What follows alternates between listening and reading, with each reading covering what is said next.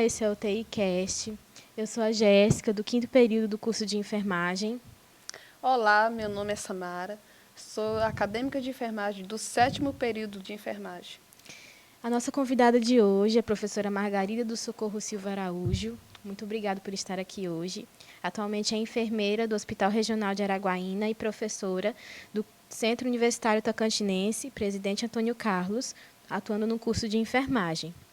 No Unitepac está assumindo a coordenação do Comitê de Ética e Pesquisa, tem experiência na área de enfermagem com ênfase em enfermagem e saúde do adulto e do idoso, atualmente atuando nos seguintes temas: SAMU e enfermagem intensiva. Professora, quais as principais causas do IRPA? Boa tarde, Samara, Jéssica, é um prazer estar aqui com vocês. Antes de eu falar das causas, eu acho que a gente deveria, conceituar a insuficiência respiratória como sendo qualquer doença, é um sintoma, na verdade, melhor falando, que venha a impedir, a função do pulmão, que são as trocas gasosas, que pode ser caracterizada do tipo 1 e do tipo 2. Nessa insuficiência respiratória, nós vamos ter a hipoxemia, E, como causa, nós podemos ter algumas relacionadas ao sistema nervoso central, onde nós vamos ter destruição ou alteração de estruturas. Nós temos aí infarto agudo do miocárdio, as neoplasias, as doenças como síndrome de Guillain-Barré, que tem uma relação com as arboviroses. Agora, a gente tem tido alguns pacientes com esse diagnóstico. Temos também alterações do sistema nervoso simpático, onde nós vamos ter também insuficiência respiratória por conta de doenças como a miastenias graves, como a esclerose lateral amiotrófica. Podemos também ter alguma insuficiência respiratória por conta do uso de drogas, de uso de medicações, que vão fazer com que haja uma insuficiência, nas trocas. Podemos também ter intoxicação por organofosforados e as causas traumáticas também. Tá? Então, são várias as causas e as infecções, gente, também. E quais os fatores de risco e quais sinais e sintomas referentes à IRPA? Bem, se a gente falou que as causas são diversas, os fatores de risco têm relação com as causas. Então, para cada uma delas, vamos pegar aqui a síndrome de Guillain-Barré, que é uma doença que acomete o indivíduo com uma paralisia ascendente, onde a musculatura vai ficar comprometida. Então, os sinais e sintomas é dificuldade respiratória. Podemos dizer também que nós temos como um sinal, bem visual, a cianose de extremidades. Temos também a diferença entre ventilação e perfusão. Se eu tenho uma perfusão deficiente, eu vou precisar também observar esse paciente, que ele vai apresentar distúrbios psicológicos, tais como desorientação. Então, são sintomas também bem variados, onde o enfermeiro tem que estar bem atento e alerta, numa monitorização contínua desse paciente. Certo. Certo? É um processo bem difícil, se a gente levar ao pé da letra, porque são situações que, às vezes, podem ser causadas por outras causas já adjacentes. Sim. Então, a análise ela tem que ser bem complexa. Não é uma situação à parte, é uma situação mais complexa ainda. Eu queria colocar também, eu esqueci de dizer que uma grande causa, gente, é a obesidade. A obesidade também leva também, ao paciente a ter insuficiência respiratória, né? Colocando isso como uma causa e como fator de risco também, né? Como fatores de risco. Como a Jéssica colocou, ela não vem só, né? Ela é uma consequência de outras doenças, né? E que devem ser cuidadas. Lembrando sempre que o pulmão é um órgão funcional e ele nunca atua isoladamente. O órgão do pulmão é um órgão extremamente complexo que envolve o sistema do corpo humano como um todo, né, professora? Certo. Então, quais são os cuidados iniciais com pessoas que têm essa patologia? Acredito que a nossa função é cuidar, né? Então, primordialmente, a gente necessita ter...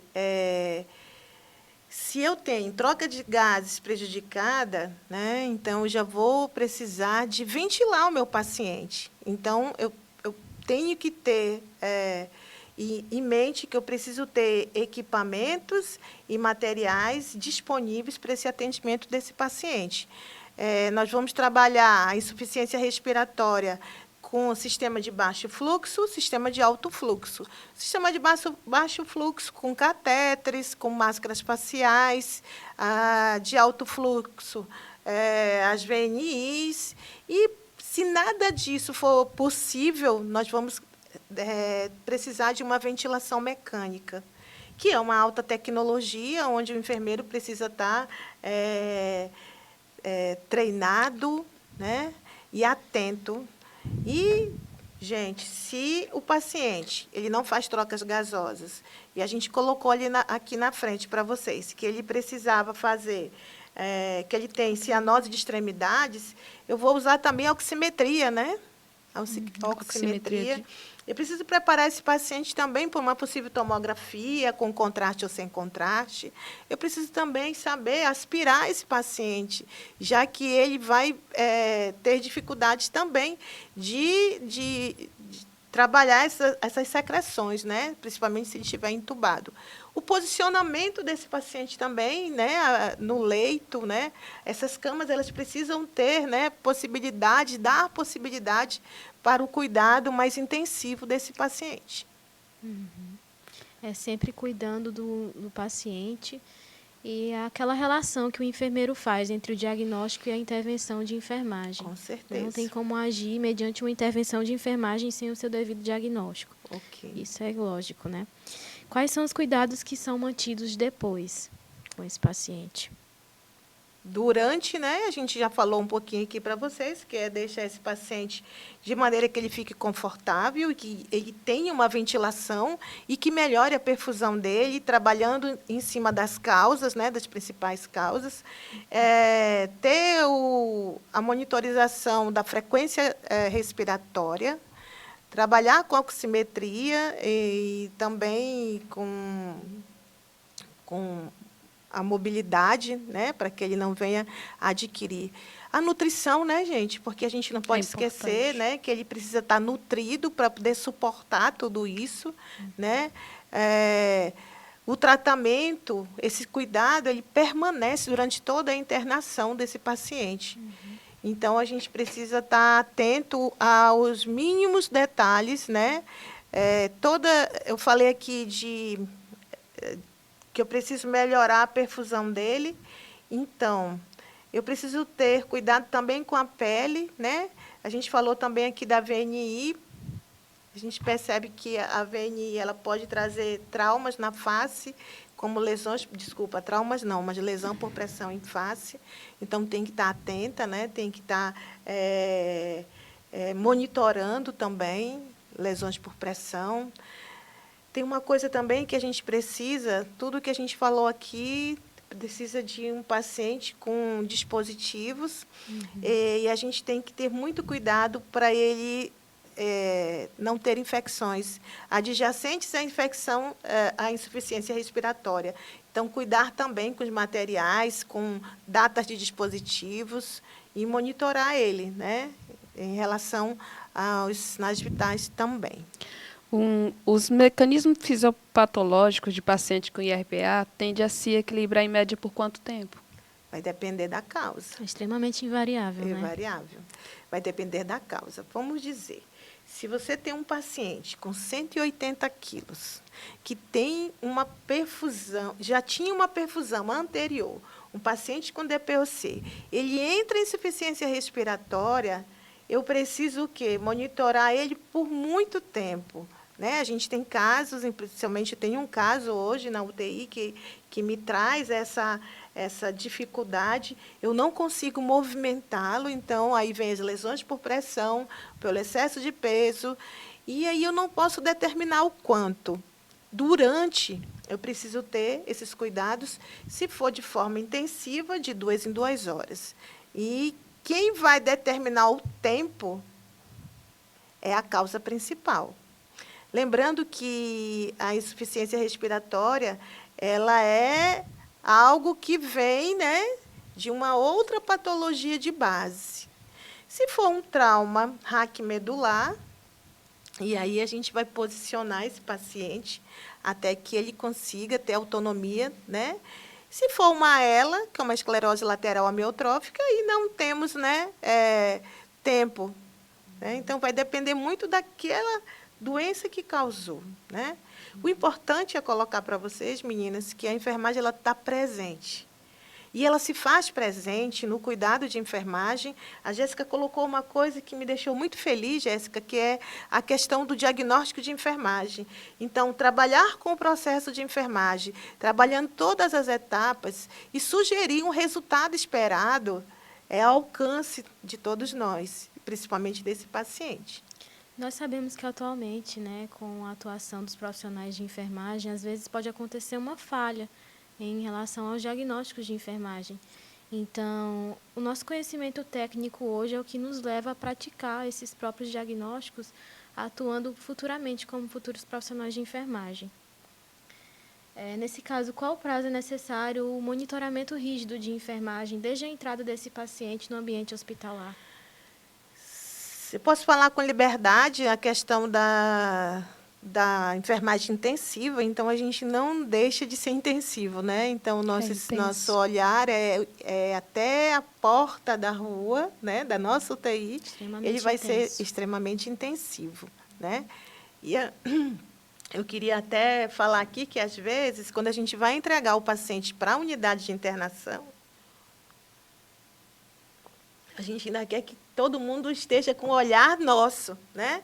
Então, é muito variável. Então, enquanto ele estiver em insuficiência respiratória, ligado a um processo, seja ele uma ventilação não invasiva ou uma ventilação mecânica, ou mesmo um catéter de O2, uma máscara de Venturi, eu tenho que estar com o meu olhar crítico, né? Intensivo sobre ele. Então, é uma atuação contínua. Contínua. Contínua e bem rígida. Professora, poderia falar um pouco também sobre as sequelas que a RPA pode deixar no paciente? Olha, a gente percebe que durante essa internação dele, ele vai perder peso, mobilidade. Muitos estudos hoje, eu estava lendo um estudo de 2015 que não tinha nada a ver com Covid, mas agora tem vários estudos sobre Covid. Ele fica com trauma, né? Trauma pós-UTI. Né? Então, esse paciente ele perde mobilidade, ele perde prática de exercícios físicos, e ele tem causas fisiológicas, psicológicas. Né? Então, não é fácil estar ligado a uma máquina, não é fácil estar com sensação de que está sufocado. Então, eu não sei te precisar se todos saem com sequela, mas a grande maioria sai. Né? Lembrando que é um impacto fisiológico muito grande desse paciente. Geralmente, ele não sai ileso, né? Sempre aparece alguma sequela, alguma consequência ruim para ele. Se a gente tem uma doença como a DPOC, se ela foi exacerbada e levou a ele uma insuficiência respiratória, ele pode ficar ainda dependente do oxigênio. Então, aí nós temos uma causa social também, né, de movimentação, de voltar à vida dele normal. E vem também a questão social, né? Que é trabalhar, viver, ser feliz, independente da patologia, né? E, para terminar, você poderia falar um pouco sobre o tratamento que são feitos nesses pacientes? Bem, nós não trabalhamos sozinhos. Até que parece que tem dias que nós estamos só, né? Mas não trabalhamos. Tudo depende de uma equipe, né? O médico, né? Dentro do seu conhecimento técnico. Nós temos um aliado, que é o fisioterapeuta, que ele nos ensina e que nos ajuda, né, a manter esse paciente dentro da sua insuficiência respiratória, no tratamento, né? Dizendo melhor. Nós temos também a terapia ocupacional, que esse paciente precisa também. E nós temos a família, né, gente, que vai nos ajudar muito. A base. A base. Esqueci de falar que uma grande sequela é a ansiedade. Né? Esse paciente ele já chega ansioso. E ele sai mais ansioso, porque ele não quer voltar. Acredito que mais de 90% das pessoas que chegam lá com RPA são grandes ansiosos. São ansiosos, não sabem respirar. Então, assim, eu posso dizer que o tratamento ele consiste tanto na parte medicamentosa, que tem o nosso olhar com o horário correto, lembrando que a gente, ao realizar medicamentos, a gente tem que saber, né, para que ele serve, que eu acho que isso daí o enfermeiro faz bem, muito bem. Trabalhar também a questão de ensinar ele a ter, né, às vezes uma das grandes sequelas, a ansiedade em respirar e respirar bem, ele perdura. Então, acredito que o grande tratamento é um conjunto, né? É o olhar médico, o olhar do enfermeiro, o olhar do fisioterapeuta e olhar para ele mesmo, né? Imagina um fumante DPOC. Ele entra em insuficiência respiratória e ele não pode mais fumar. Porque, às vezes, ele está ali fumando em uso de oxigênio. Então, a gente vê algumas aberrações que a gente não consegue entender. E lembrando, gente, que tudo depende da forma como ele encara a doença. Tá? Eu quero dizer que, infelizmente, alguns pacientes com insuficiência respiratória aguda, eles não sobrevivem, né? Então, a gente tem uma taxa que é apresentada em grandes estudos.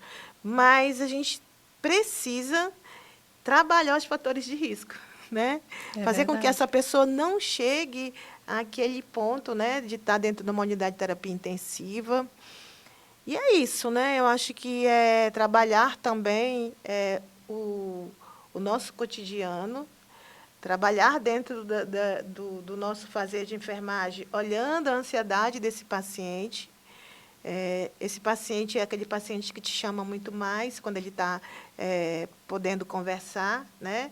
Ele precisa de você porque ele tem medo de ficar, né, sem oxigenação. E entender que ele é mais do que a insuficiência respiratória. Ele é alguém. Então, a gente precisa ter todo esse cuidado. Um olhar humano, né? Humano. Que, hoje em dia, a gente tenta buscar a todo custo, né? Mesmo com todas as diversidades. As adversidades. E aí nós estamos falando de enfermeiro, né? Que trabalha com ou sem, né? Mas é isso, meninas. Eu me senti honrada de estar aqui. Eu acho que esse olhar, né, para um tema tão importante, um tema que é tão falado, mas que foi muito vivido durante a pandemia e que foi pouco falado diante do nosso falar, né, enquanto classe, né, enquanto enfermeiro, o que o enfermeiro sentia, né, frente a um paciente com insuficiência respiratória, porque o Covid trouxe isso para nós, né? E trouxe também uma integridade dos próprios profissionais de saúde, né? Aquela conexão entre um profissional e outro, que às vezes, pela própria correria do dia a dia, um fica mais distante e, de acordo com as nuances, de acordo com as dificuldades da pandemia, isso veio acalentar mais os nossos corações, né? A união dos profissionais de saúde. E eu quero dizer para vocês que ninguém sai de uma insuficiência respiratória com um único profissional. Ele sai numa equipe onde todos trabalham com um único objetivo, que foi o planejamento que foi feito para ele, né? E é isso, meninos. Obrigado por ter me convidado. A gente assusta um pouco, né? Porque não gosta de ser gravada, eu acho que é isso.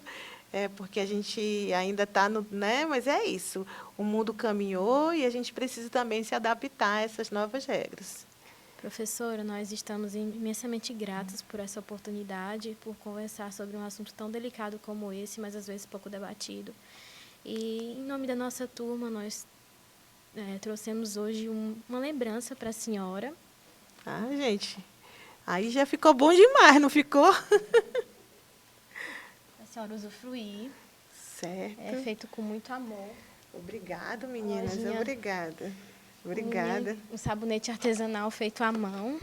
Nossa. É você? Eu que faço. Além de enfermeira, é Artesã. artesã, isso aí. Você vai fazer muita coisa ainda, né? A gente é artesã do cuidado, né? E é isso, meninas. Obrigado por estar aqui. Espero que o que eu falei tenha contribuído tanto para vocês quanto para a disciplina. A gente que agradece pela oportunidade. Muito obrigada, professora.